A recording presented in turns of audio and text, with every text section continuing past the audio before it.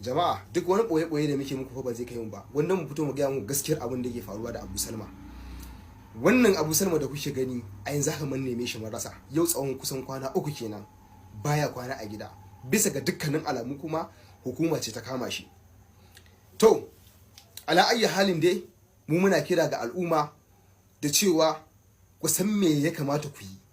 Dan yanzu wannan ya fito ne yana fada akan al'ummarsa, yana tada jijiyoyin waya akan kuku da aka kama shi. Amma mutane da yawa zagin su suke yi, ya janye magana saboda kusan irin barazan da ya dinga karba daga al'umma. Kuma su mummunan zato. Kwarai da gaske akwai kalmar da Abu Salma faɗa wanda mun kan ba mu baya akan ta ba. Ta maganar malamai din nan da aka yi. Kuma na rantsi da Allah zanga-zanga babu gudu, kuma babu ja da baya wallahi. Sai mun fito zanga-zanga, amma zanga-zanga ta lumana, zanga-zanga da babu tashin hankali, zanga-zanga da zamu kwantar da hankali mutane jama'a al'umma mu hankali.